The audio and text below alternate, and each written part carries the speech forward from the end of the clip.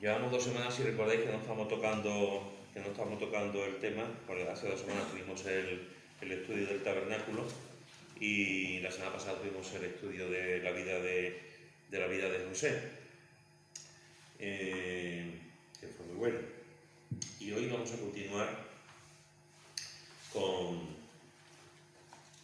el estudio de Proverbios y concretamente con el estudio de lo que Proverbios nos enseña acerca del vino, acerca del alcohol, acerca de las bebidas fermentadas. Y bueno, sabéis que llevamos con Proverbios ya bastante tiempo, llevamos ya varios meses con el libro de Proverbios. Hemos visto un amplio, digamos, panorama de la enseñanza que tiene el libro de Proverbios, y en las últimas semanas, como estamos hablando, estamos estudiando el tema del vino, de lo que enseña Proverbios sobre el vino, aunque también estamos viendo otros libros también de la palabra de Dios que también nos hablan acerca del vino, pero vamos, el estudio fundamental lo consideramos, estamos viendo desde Proverbios, desde el libro de Proverbios. Había un trabajito para esta semana, si os acordáis, y era ¿qué papel tiene la publicidad en el consumo de alcohol? ¿Alguien ha pensado o ha escrito sobre el tema? Yo no he escrito, pero he pensado que la publicidad del alcohol incluso y del tabaco, le hace mucho daño a los jóvenes, a los que todavía no están maduros en sus mentes y maduros en su forma de pensar. Porque los que somos ya mayores o menos jóvenes, pues ya pensamos de otra forma diferente, pero los jóvenes que ven estos anuncios de whisky tal y vino tal y dicen, uy, ven a una chica joven al lado del hombre con el whisky en la mano y ven, pues pueden hacerse una idea equivocada de lo que es el alcohol, ¿no? Y de ahí pues puede pasar que muchos jóvenes entren en este mundo del alcohol y de hecho hay ya jóvenes que caen en comas etílicos y hay bastante mal uso, ¿no?, del alcohol. Y yo creo que la publicidad es una cosa muy contradictoria, pienso yo. ¿Alguien más? Esta semana he estado en clase, justo salió este tema. La verdad es que no me acordaba de la pregunta, pero mira, ya que ha salido. Y es verdad, a mí, yo esto no lo sabía, pero mi profesor me dijo que hace unos años atrás había anuncios del tabaco, que se promocionaba el tabaco, y eso incitaba a que la gente fumara. Como habéis visto, ya había anuncios de tabaco. Entonces ya la reducción de tabaco parece que está disminuyendo conforme a otros años. Pero si os fijáis, los anuncios de alcohol siguen estando. Y te lo pintan de fiesta, alegría, olvida tus problemas con esto. Es decir, te ponen un escenario que tú dices que es una tentación. Como si la serpiente cuando la serpiente le dibujó a Eva todo tan bonito, pues así. Ellos están viendo el escenario tan bonito y todo, que no se dan cuenta de la tragedia que viene después. Entonces, para mí la publicidad hace mucho daño. De hecho, había unos anuncios que tú y yo y mamá hablaban que ponían sin brucal no eres el guay de la fiesta, Sí. o algo así. El nombre de una ginebra. Sí, brutal. No sé si era de ginebra o ron, pero igual. Sí. O ron, eso, yo tampoco tengo cuenta. Pero sí, pero... ¿Alguien más? Sí, bueno, de momento en Santa Justa, la publicidad más grande que está en las paredes cuando bajas del tren es de Puerto de Indias. Y cada vez que la veo, que llama mucho la atención, que usa muchos colores brillantes, parece muy como feliz y como mujeres guapas y como un anuncio que es como para disfrutar de la vida hay que tomar nuestro, no sé, es una ginebra, no sé, y que es algo de fiesta, de disfrutar. Y son anuncios enormes y cada vez que lo veo por Sevilla que me llaman mucho la atención y siempre tiene como una conexión algo divertido. Sí, es interesante lo que estáis comentando porque los anuncios normalmente siempre van dirigidos a un público, normalmente siempre van dirigidos a los jóvenes, normalmente, aunque la gama es más amplia, pero normalmente va a un grupo donde la vida se resume en que para tener amistades, para tener incluso coches, para tener una vida más o menos bonita, hace falta beber. Pero así se resume en toda la publicidad. Lo mismo pasa con el tabaco, lo mismo pasa con los anuncios que hay sobre los juegos, que cada vez se anuncian más en la televisión y en los medios de comunicación, juegos de póker, juegos de esto, juegos de lo otro, de apuestas, etcétera, ¿no? Entonces es una forma de hacernos ver que no seremos felices si no conseguimos esto y si no vemos esto. Si tú no bebes, si no estás con jóvenes, te estás perdiendo algo, Si tú no fumas, te estás perdiendo algo. Y siempre va normalmente eso relacionado con el mundo juvenil, con el mundo de un cierto erotismo, de una cierta, dale recuerdo, de una cierta sexualidad, tanto de hombre como de mujer. Siempre son chicas muy guapas, chicos muy guapos, chicas expertas, chicos expertos, siempre. Y claro, se te da un modelo como diciendo, esto es lo que tienes que vivir, esto es lo que tienes que hacer, ¿no? Entonces, la publicidad, de alguna forma, antes Raquel lo ha comentado, la publicidad es como el diablo vendiéndonos otra vida. No todas las publicidades son malas, ni mucho menos. Hay anuncios que son buenos y una publicidad sana. Pero normalmente, por ejemplo, en esto del alcohol, pues es como cuando el diablo tentó a Eva y a Adán. Vas a ser diferente y el alcohol te va a hacer de forma diferente. Para socializar, para crecer, para tener amigos, para ligar, para ser libre, para ser feliz, etcétera, etcétera, etcétera. Entonces hay que tener cuidado. Diré que que nos conocemos ya, que es de la familia. Y en este sentido hay que tener cuidado. Mi hija estudió publicidad, Esther estudió publicidad y relaciones públicas. Tuvo 4 años con publicidad y relaciones públicas y ella nos contaba cosas de la publicidad realmente que te quedas con la boca abierta. Te quedas con la boca abierta, cómo lo enfocan y al público que se dirige, lo bien pensado que lo tiene y lo que se gastan las grandes compañías en publicidad. Todas las empresas de alcohol se ganan, sobre todo las grandes empresas de alcohol que generan mucha venta, se gastan mucho dinero en publicidad. Como pasa con el tabaco, es verdad que no se anuncia, pero el tabaco se sigue vendiendo y se sigue viendo y se gasta mucho dinero en la publicidad. ¿Por qué? Porque deja mucho dinero. Por eso se gasta mucho dinero, porque deja mucho dinero. La publicidad nos engaña en este sentido y nos hace ver que para ser felices tengo que consumir algo determinado. En este caso, para ser feliz y para tener una vida de provecho, necesito vivir y tener alcohol. Esa es una pregunta y está bien lo que hemos visto, más otras cosas que cada uno puede pensar. Ahora, una cuestión, porque hemos estado hablando acerca de los efectos del vino, hemos estado hablando de que el vino nos cambia el carácter, hemos estado hablando de que el vino nos vuelve violentos, hemos estado hablando de que el vino nos lleva a la pobreza, de que el vino nos hace ser diferentes. Hemos estado hablando de aspectos negativos del vino. Y la pregunta, en este momento, después de dos estudios que hemos hecho acerca del vino, es pecado beber vino?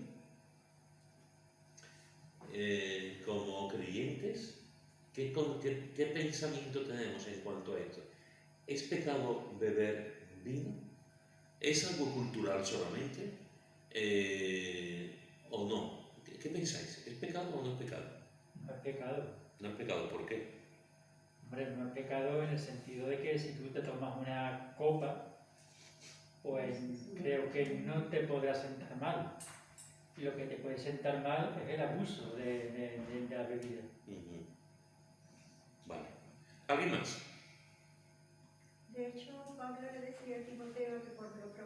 tenía de estómago le aconsejaba que tomara un poco de vino en la comida. Yo creo que no es pecado, pero claro, la persona que no tiene un control y abusa está pecando. Yo he conocido a personas, a creyentes, que aman al Señor más que a mí, más que yo, que conocen la palabra más que yo, y te decían claramente que era pecado. Ya no solamente en el sentido de una copita, como se está hablando, sino que era pecado, y te lo razonaban y te daban ciertos versículos. Personalmente, porque este es un tema que yo en la iglesia le he dado en varias ocasiones, allí en Utrera he hablado con personas con problemas de alcohol y he estudiado el tema. Personalmente yo estoy en la misma línea que estáis hablando vosotros. Yo no creo que el consumir alcohol sea pecado, lo que sea beber alcohol sea pecado. Entiendo que hay hermanos que lo enseñan, entiendo que hay hermanos, sobre todo en ciertas culturas, que enseñan que es pecado. Entiendo el razonamiento, pero yo creo que la Biblia no nos dice que lo que es el consumo del vino sea pecado. Estoy de acuerdo con lo que ha dicho Emiliano.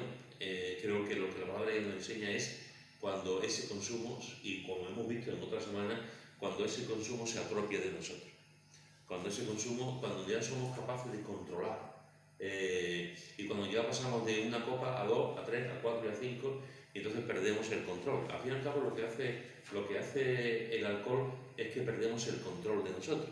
Y cuando perdemos el control de nosotros, ya no somos nosotros.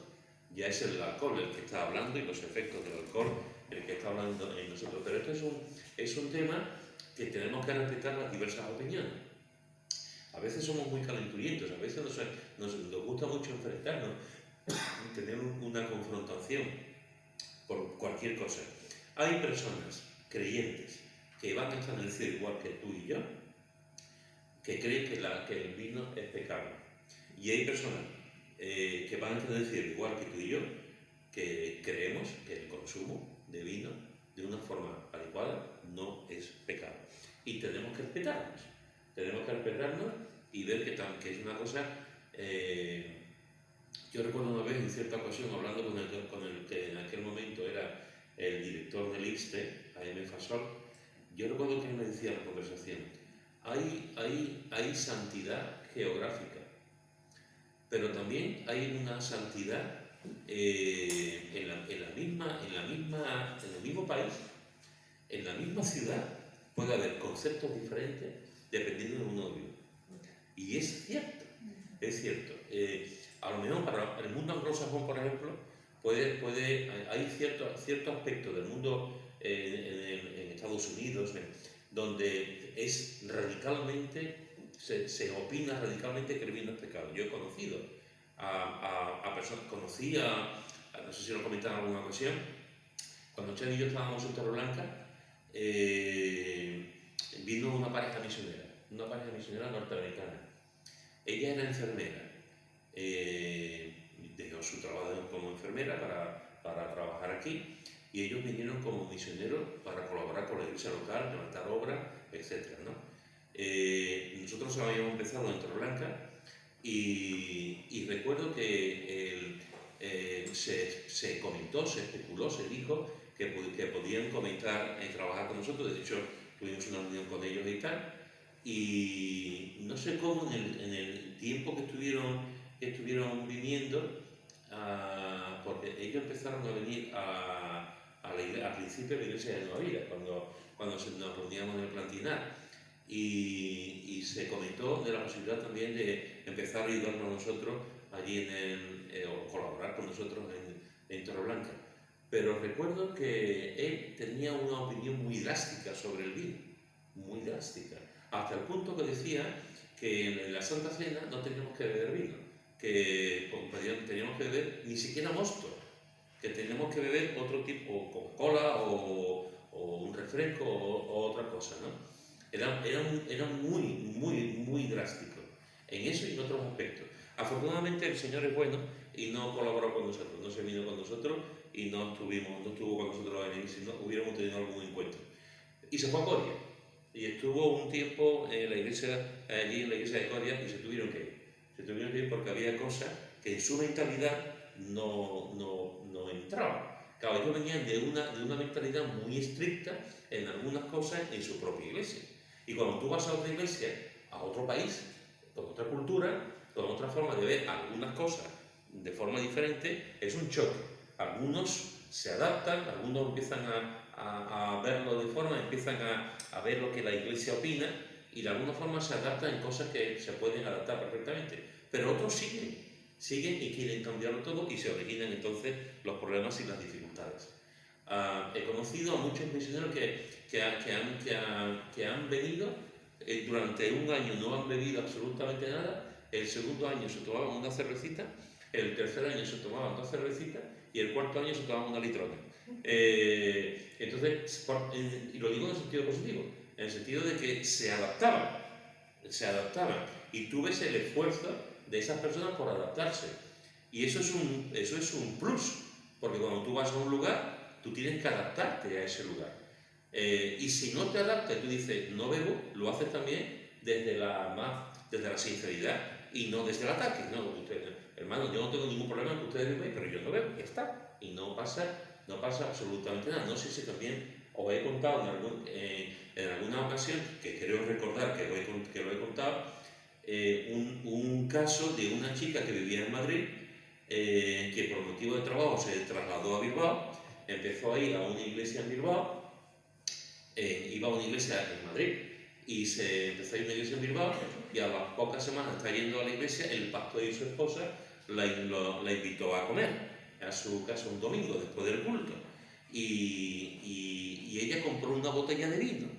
Sabéis que normalmente hay muchos hermanos que tienen, con mucha gente que tiene costumbre, cuando alguien invita, pues lleva un bombón, lleva un chocolate, lleva una botella de algo, cualquier cosa.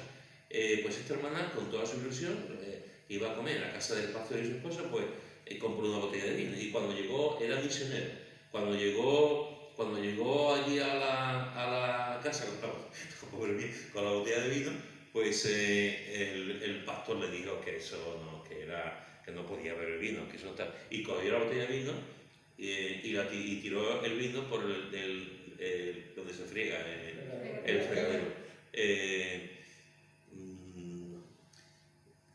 Eso está mal, porque a la muchacha esta le hizo daño. Ella lo hizo con todo su amor, con todo su corazón, y en su iglesia no había problema, pero claro, ella no sabía que en la iglesia donde estaba este hermano pastoreando sí había problema. Entonces, si tú no estás de acuerdo, tú primero das las gracias por la botella de vino. Y tú dices, gracias hermano por traer una botella de vino, un buen detalle. Pero mira, nosotros no podemos, te importa que si te quieres te la puedes llevar, lo disfrutas con otra persona, lo disfrutas con tu familia, porque eso ya está. Pero no la hundes como la hundí. Entonces, tenemos que tener este tipo de cosas, tenemos que tener cuidado, porque sin querer podemos hacer daño.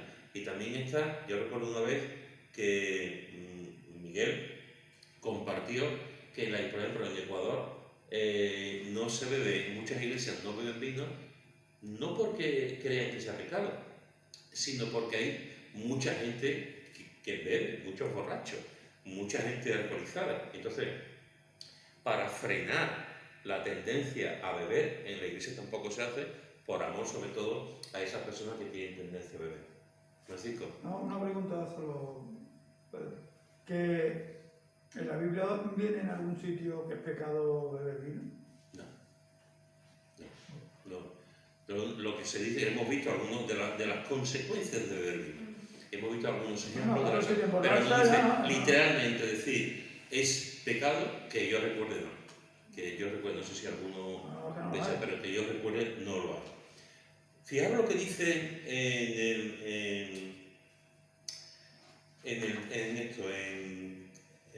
lo diré, en Proverbios capítulo 31, versículos 6 y 7. Proverbios capítulo 31, versículos 6 y 7. Proverbios capítulo 31, versículos 6 y 7. ¿Quién lo quiere ver?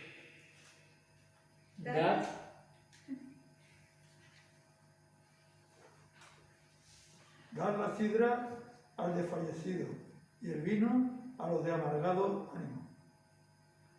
El Ve- 7. ¿Sigo? Sí, el 7. Beban y olvídense de su necesidad y de su miseria. No se acuerden más. Muy bien, si recordáis, estuvimos viendo hace 2 semanas el consejo que le da la madre del rey Lemuel, el consejo que le está dando a su hijo, que es rey. Y le está diciendo, qué hijo mío, y qué hijo de mi vientre, y qué hijo de mis deseos. No des a las mujeres tu fuerza, ni tus caminos a los que destruyen a los reyes. No es de los reyes, o Lemuel, no es de los reyes beber vino. ¿Por qué? Porque los reyes tienen que tener un control. Los reyes tienen que tener una equidad, una sobriedad. Tú no puedes reinar, no puedes juzgar, no puedes emitir una opinión si tú estás borracho. Y si tú como rey estás borracho y tienes el control, puedes hacer mucho daño a tus súbditos. Puedes hacer mucho daño a la gente con la que tú que estás gobernando. O sea, si a eso lo llevamos a los jueces, a los políticos, a los magistrados, a los profesores, a los médicos, etcétera, etcétera, te das cuenta que hay ciertas cosas, ciertos sitios de responsabilidad que no se puede permitir uno el lujo de emborracharse, porque se puede hacer mucho daño. Y puedes no solamente hacer daño, sino incluso puedes matar a una persona, como puede ser un rey, como puede ser un médico operando, si está o conduciendo, si está, que tristemente pasa muchas veces. Dice, no, ni de los príncipes la sidra, no sea que bebiendo olviden la ley y perviertan el derecho de todos los afligidos. Y ahora dice, da la sidra al desfallecido y el vino a los de amargado ánimo. Es como si la madre le dijese, Lemuel, tú eres rey y tú tienes mucho vino. En tus bodegas hay vino y hay muchas cosas. En vez de usarla para ti, úsala para darle la sidra al desfallecido y el vino a los de amargado ánimo. Úsala para los demás. ¿Qué os da a vosotros la impresión? ¿Qué os enseña este versículo acerca del alcohol? Aquí. ¿Para qué sirve aquí? ¿Para qué está hablando aquí del vino? Para alegrar de la vida de una persona. Para alegrar la vida de la persona. ¿Y el vino puede alegrar a una persona? Sí. Sí, qué seguridad. Sí, efectivamente. ¿En qué sentido el vino puede alegrar a una persona? Lo evade de sus problemas y sus tensiones.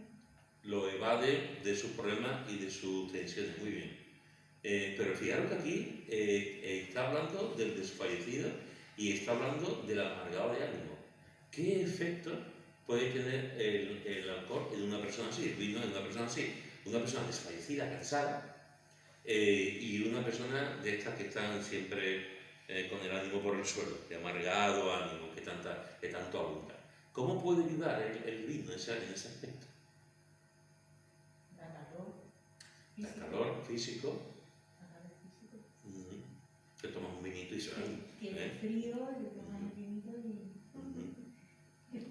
Sí. Mira, el vino antiguamente, bueno, y ahora también te lo dicen los médicos.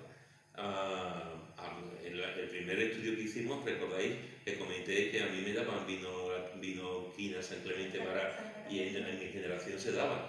Y los médicos, recuerdo que en donde vivíamos antes, había un policía municipal que el médico les recomendaba que todas las mañanas tomase un chupito de whisky en su casa, un chupito de whisky, porque decía el médico porque él tenía problemas de corazón y le decía el médico que eso era bueno para el corazón y todas las mañanas se tomaba un chupito de whisky. Esa era la recomendación del médico.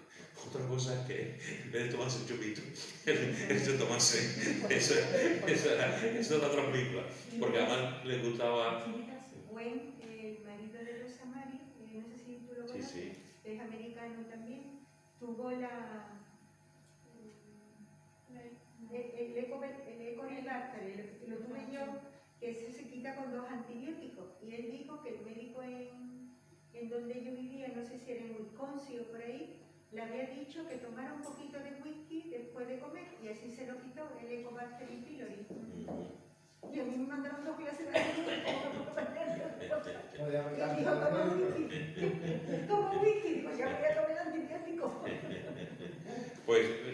el vino tiene una propiedad, digamos, que es un poco tonificante.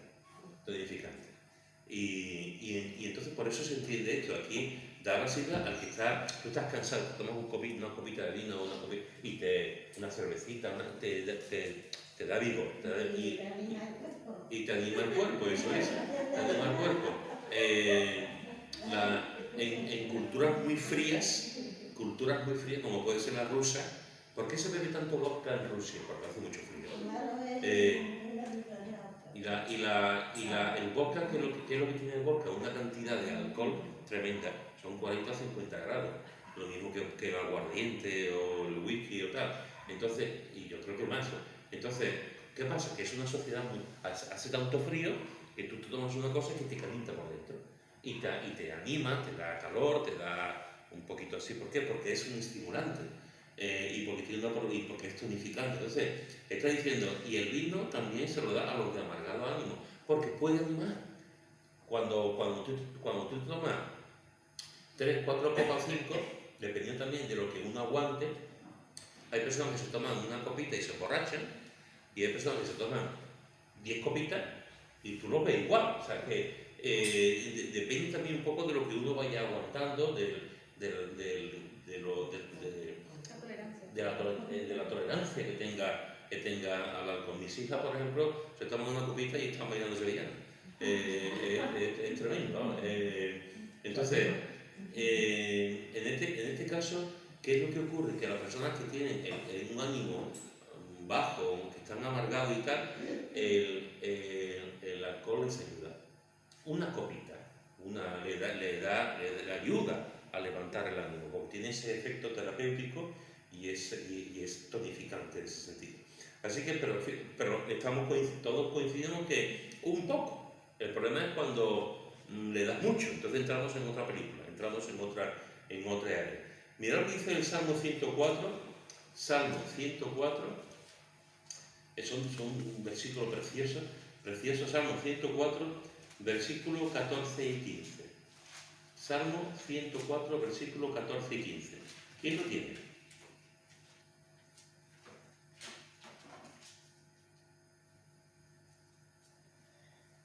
Él hace producir el heno para la bestia y la hierba para el servicio del hombre, sacando el pan de la tierra y el vino que alegra el corazón del hombre, el aceite que hace brillar el rostro y el pan que sustenta la vida del hombre. Muy bien, fijaros qué hermoso. Este es un salmo precioso. Yo os animaría que en vuestra casa tranquilamente leáis. Ese es un salmo, si podríamos decir, en los tiempos que vivimos, es un salmo que es un canto a la ecología, en el mejor sentido de la palabra, en el sentido más bíblico de la palabra. Y nos habla de la perfecta creación de Dios, de las cosas hermosas que hay. Y fijaros que nos dice, hay aquí 3 componentes que son básicos para el ser humano. Y nos está hablando del vino, que otra vez vemos como lo que en Proverbios, ¿no? Y aquí el vino que alegra el corazón. No está hablando aquí del hombre que bebe mucho y se emborracha, no está hablando de esto.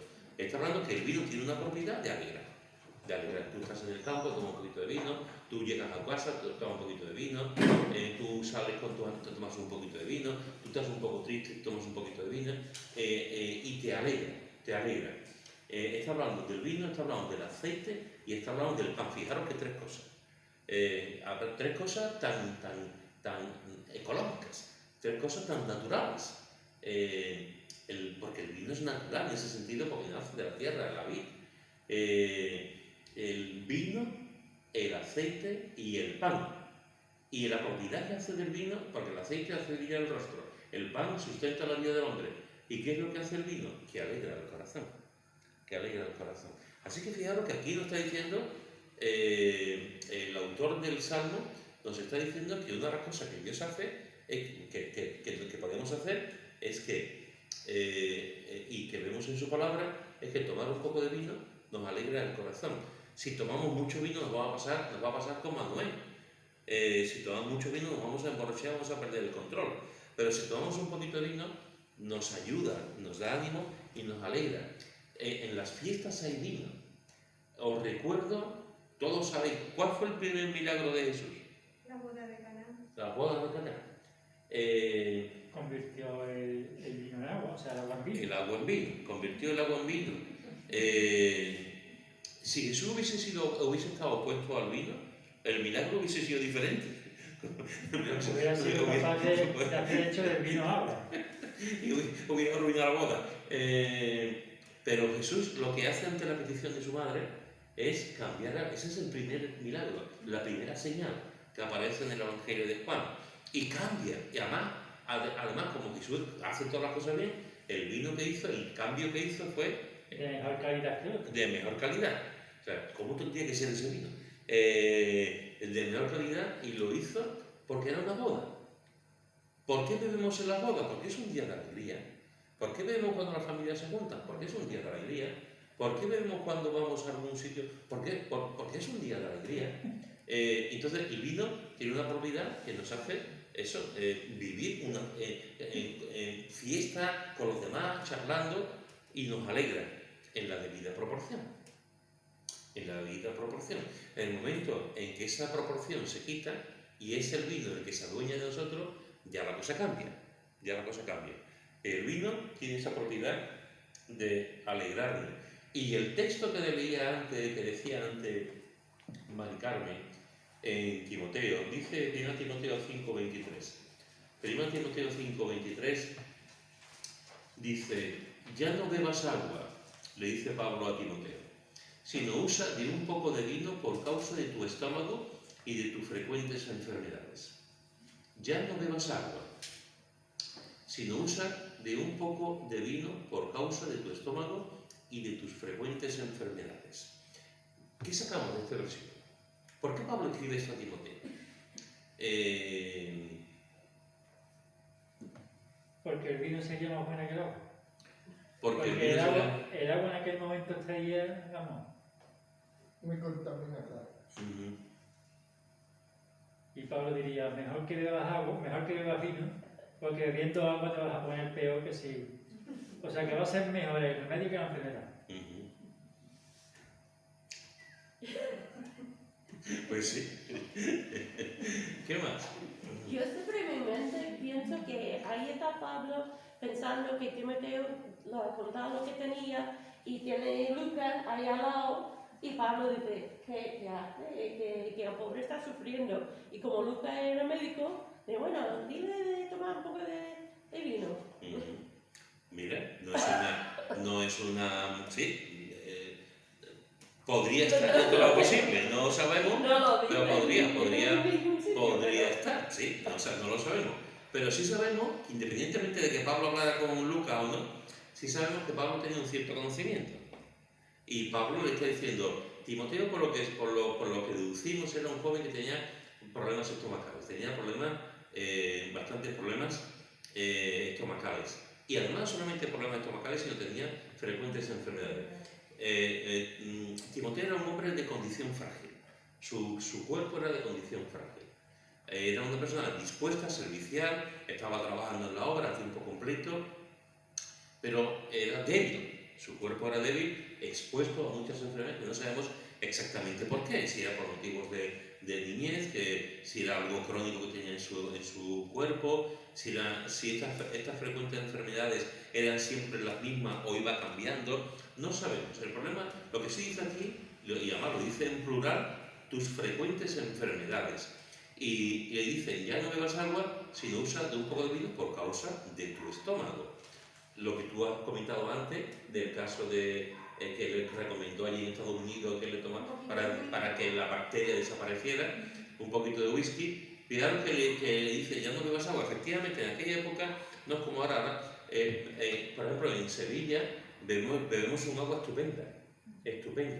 El agua de Sevilla está muy controlada, es un agua limpia y tiene muy pocas bacterias. Es un agua que cualquier especialista te dice que se puede, incluso el sabor, es un buen sabor comparado con otras aguas que son más duras, más amargas.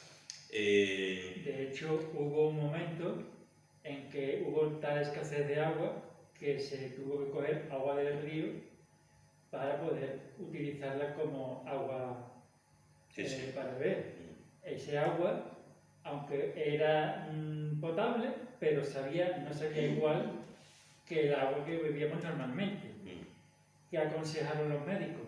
De que se utilizara agua embotellada para no coger enfermedades debido a que el agua del río Sí. era de peor calidad que... Aunque por muchas depuradoras que hubiera, era agua del río, al fin y al cabo, efectivamente.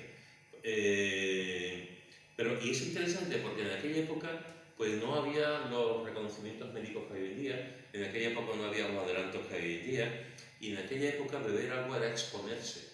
El agua había agua, de hecho, hasta hace poco, cuando yo era niño, tú ibas a algún sitio, a algún lago, a algún pantano, y tú bebías agua del pantano.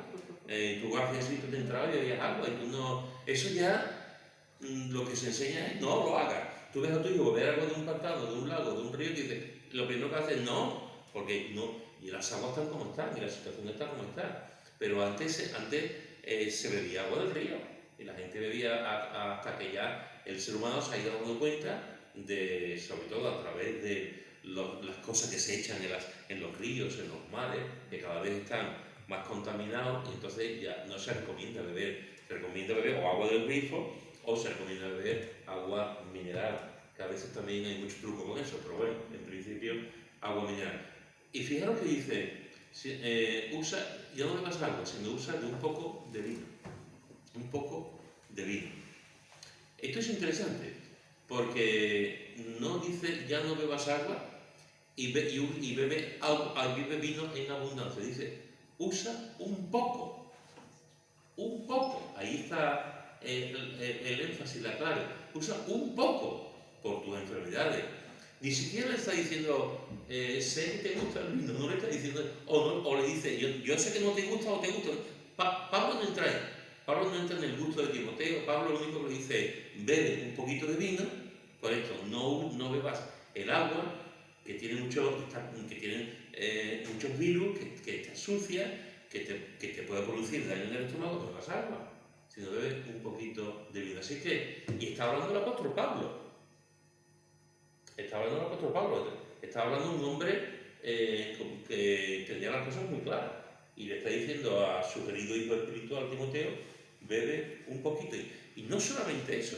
Cuando Pablo le dice a Timoteo y a Tito después, en otro momento, le dice que eligiera ancianos, pastores, obispos, responsables de la iglesia, le dice, elige a personas que les guste mucho el vino y que beban mucho vino. No, eso no dice. Mirad lo que dice en 1 Timoteo, capítulo 3, versículo 3. 1 Timoteo, capítulo 3, versículo 3.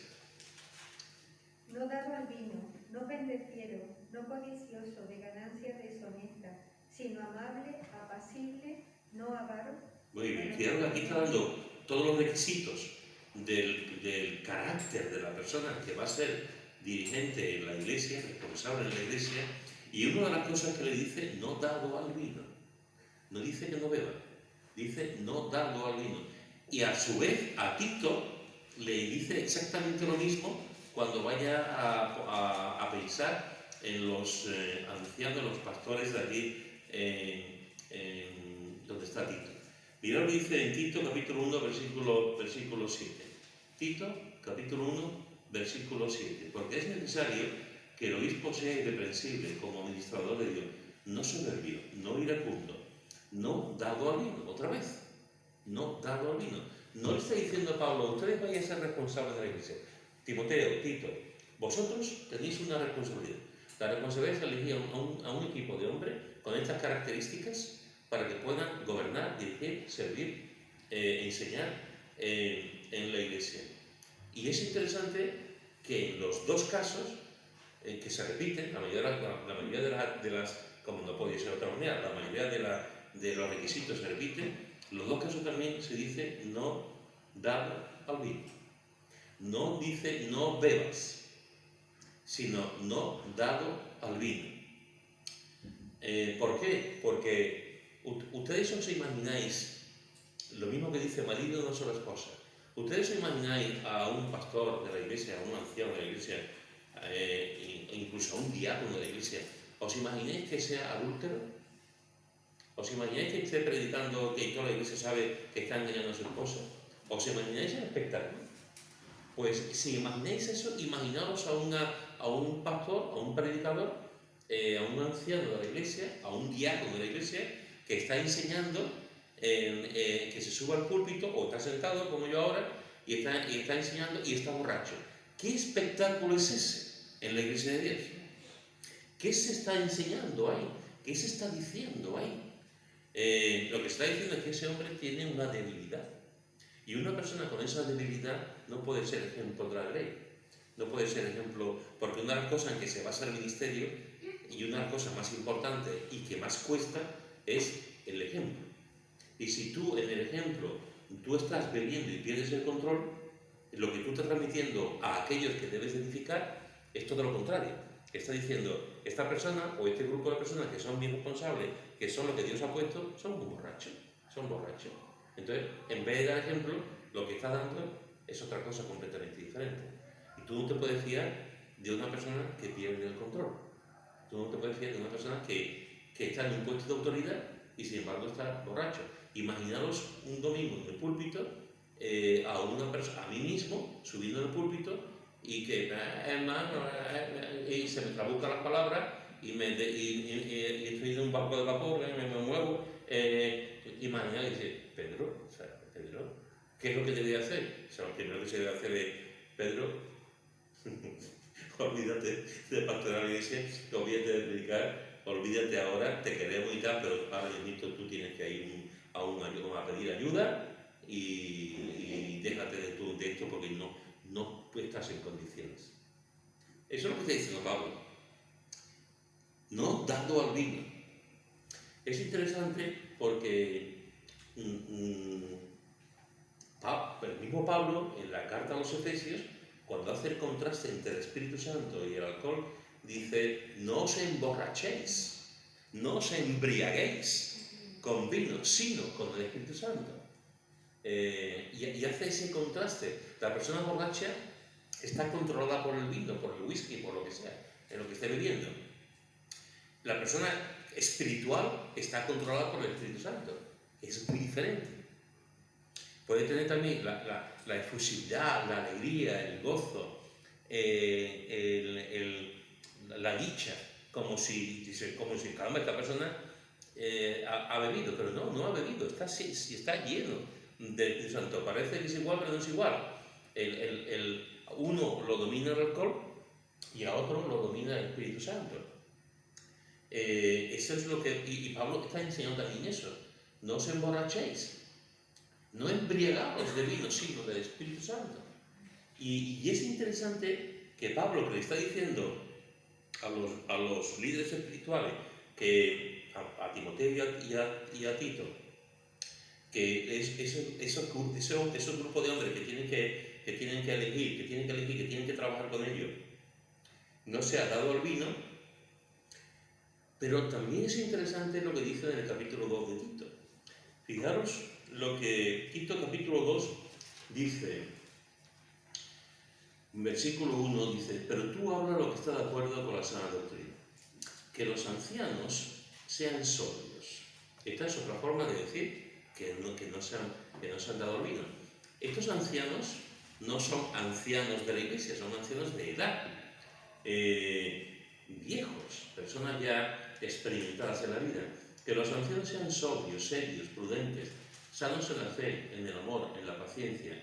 Y fijaros lo que dice, las ancianas asimismo sean reverentes en su corte, no calumniadoras, no esclavas del vino, maestras del bien, que enseñen a las mujeres jóvenes a amar a sus maridos y a sus hijos, a ser prudentes, castas, cuidadosas de su casa, buenas, sujetas a sus maridos para que la palabra de Dios no sea blasfemada. Todos los eruditos, la mayoría de los creyentes creen que lo que está hablando aquí realmente no es hablando, como he dicho antes, de los líderes espirituales, sino está hablando de los ancianos y de las ancianas mayores de la iglesia. Qué bueno sería si tuviésemos, por ejemplo, ancianas en la iglesia que pudiesen enseñar a las mujeres jóvenes a amar a sus maridos, que enseñen a las mujeres a ser prudentes, castas, cuidadas. Eso sería una maravilla. Sería maravilla tener hermanas en la iglesia que a los más jóvenes les ayuden, les den consejo, de alguna forma las guíen. Pero es interesante porque cuando habla de los ancianos dice que sean sobrios, muy bien. Pero cuando habla de las ancianas, dice no calumniadora. De los ancianos dice eso. Porque normalmente la mujer es un poquito más larga de lengua, pero bueno. No calumniadoras, y fijaros que dice no esclavas del vino. No esclavas del vino. Esto es algo interesante, importante. No esclavas del vino. En una cultura donde la mujer era un cero a la izquierda. En una cultura donde el que tenía el papel protagonista era el hombre. Donde el que bebía era el hombre. Y sin embargo está diciendo a estas mujeres mayores, no jovencitas de 15 años, mujeres mayores, está diciendo que no sean esclavas del vino. Las mujeres beben, porque siempre se ha dicho que son los hombres los que beben. Y posiblemente históricamente sea así. Posiblemente hemos visto por la calle a hombres borrachos, hemos visto a familiares nuestros borrachos, hemos visto los bares llenos de hombres borrachos, las bodegas llenas de hombres bebiendo, y no hemos visto bodegas llenas de mujeres, bares llenas de mujeres. Ahora sí, ahora sí, ahora sí. ¿Beben las mujeres? ¿Y qué diferencia puede haber entre una mujer que beba? Cuando digo beber, me refiero a beber, a emborracharse. ¿Qué diferencia puede haber entre por qué un hombre bebe para emborracharse y por qué una mujer bebe para emborracharse? Si es que hay alguna diferencia o no. ¿Qué pensáis? Antiguamente no sé, pero yo creo que hoy en día las mujeres, como con esto del feminismo, quieren estar por encima del hombre en todo y hasta en beber. Yo veo a las mujeres con las copas de vino en los bares cuando salgo, pero llenándosela cada momento, y yo digo, madre mía, ¿qué te van a comer? Quieren ponerse por encima de los hombres, como diciendo, nosotros podemos hasta con esto, no van a ser ellos solos, no sé, me da a mí la sensación de que es así. Antiguamente a lo mejor sería porque estarían solas o porque se verían reconfortadas con el vino. Estaban en casa, no salían a la calle, no trabajaban. Eso es lo que yo Ahora En secreto. en secreto. Exactamente. Es ahí donde quería ir. Antes yo conocí el caso de una señora ya mayor casada que compraba bricks de vino blanco. Bricks de vino blanco, cajas de vino blanco. Y se la bebía oculta en su casa, hasta que el marido se dio cuenta. El marido se dio cuenta porque llegó un momento en que ya se trabucaba la lengua y ya veía ese mismo, no está bien. Y tuvo que hablar con él, tuvo que hablar con los hijos y tal, por el caso, porque bebía vino, en secreto, en la casa. Claro, antes las mujeres no salían, estaban en casa, no trabajaban. Ahora, desde hace ya años para acá, el mundo laboral ha cambiado. El papel de la mujer también ha cambiado. La mujer antes el dueño de la calle era el hombre.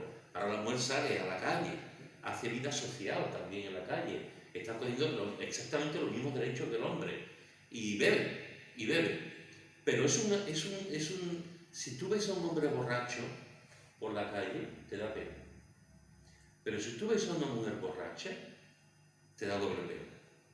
Porque cuando algunas veces mi mujer y yo vemos a alguna mujer que está borracha, que además con la cara ya aceitunada, oscura, llena se le ve ya demacrada por el alcohol. A veces la ves por la calle con el Don Simón, bebiendo y tal, o con la cerveza. Tú la ves y te da pena ver como una mujer. Sí, quizás porque estamos más acostumbrados, por lo menos yo, desde pequeñito estaba más acostumbrado a ver a un hombre borracho, pero veo una mujer, es como cuando dos hombres se pelean. Dos hombres se pelean y se pelean, pero cuando dos mujeres se pelean, es tremendo, es terrible, vamos. Yo he visto alguna vez alguna pelea entre dos mujeres y es tremendo, peor que los hombres, por lo menos en aquella pelea. Entonces, en este caso es interesante que le está diciendo a las ancianas, a las mujeres mayores, seáis esclavas del vino. ¿Por qué una mujer puede beber en secreto? ¿Por qué una mujer se oculta en su casa para beber? Soledad, falta de amor. Por vergüenza. Soledad, falta de amor, vergüenza. Vergüenza de que la vean.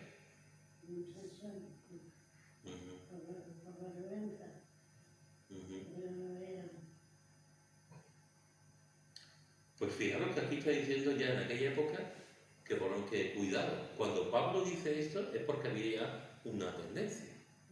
Había una tendencia y Pablo advierte sobre eso. Seguramente en cierta parte de la sociedad había mujeres que le daban al vino. Y Pablo está diciendo a las personas, y esto es interesante, a las personas mayores, que queremos ya que las personas mayores, pues llega un momento en que ya saben controlarse, que saben decir no, que saben, cuidado. Y fijaros que no dice que no beban vino, dicen que no sean esclavas. Es decir, lo que estamos hablando, que el vino no las domine. Bueno, vamos a terminar ya. Solamente recordaros un par de cosas. Recordaros que una de las acusaciones que había con respecto a Jesús era que era bebedor, comilón y bebedor de vino. Eso se lo decían sus enemigos. Es interesante que Jesús decía, viene Juan el Bautista, y Juan el Bautista, que no comía ni bebía, lo acusáis, y yo que como bebo me acusáis. me acusáis. Es curioso. Y Jesús se mareaba una vez, se emborrachaba una vez, no, pero bebía vino. En la Santa Cena bebía las copas, eran 4 copas las que se bebían. De hecho, él dice, ya no beberé más hasta el reino de mi Padre, y con toda su iglesia, en las bodas del Cordero, con la novia, que beberá, que estaría en el beberemos, y él beberá. O sea, cuando estaba aquí en la tierra, Jesús bebía vino. El argumento, alguno puede decir, hombre, claro, estaba en un país como en Israel se bebía vino, Israel daban buenos caldos, daban buenos vinos. Entonces, como judío, pues bebía como tanto. Y otros pueden decir, y pueden caerse un poquito y decir, es que Jesús que es santo, Jesús que nunca tuvo pecado, y bebía vino. Pues Jesús bebía vino. Ahora nunca podremos ver en la Escritura Que estaba borracho. Y nos dice, cuando termina la Santa Cena, dice, ya no lo beberé más hasta aquel día. Ya con mi Padre del reino, con el cielo, con todos los redimidos. Jesús bebía vino y le acusaban precisamente de eso. Le acusaban de ser una persona, permitidme esta expresión, una persona normal, un hombre normal, que comía y que bebía, que era Dios, pero en su carnalidad, en su humillación como hombre, estaba comiendo y bebiendo como cualquiera, y bebía y comía. Y eso, una vez más, nos tiene que hacer pensar que el problema no es que bebamos vino, el problema es que nos emborrachemos, o a lo mejor no nos emborrachamos porque somos buenos creyentes, pero con el paso del tiempo me he dado cuenta que hay cristianos que cogen el puntito, y tampoco eso es bueno. Tampoco es bueno coger el puntito. Si no, yo no estoy borracho, no está borracho, pero Se te nota un poquito. se te nota ahí el puntito, cuidado con un momento dado, en un momento dado en una boda, en una celebración, en Navidades, en un momento dado, a lo mejor, ¿quién no coge un puntito en un momento dado? El problema es cuando tú coges el puntito, te acostumbras a coger el puntito. Dices, no, yo no me emborracho, no te emborrachas, pero tú coges siempre el puntito, cuidado.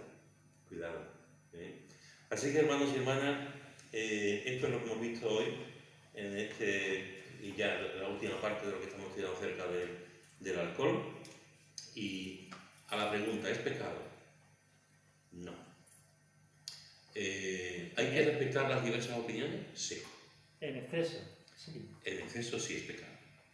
Sí, Yo totalmente. creo que en Eclesiastés, donde hay un versículo que dice que es bueno bueno para el hombre que coma, beba y disfrute del fruto de su trabajo. Eso es.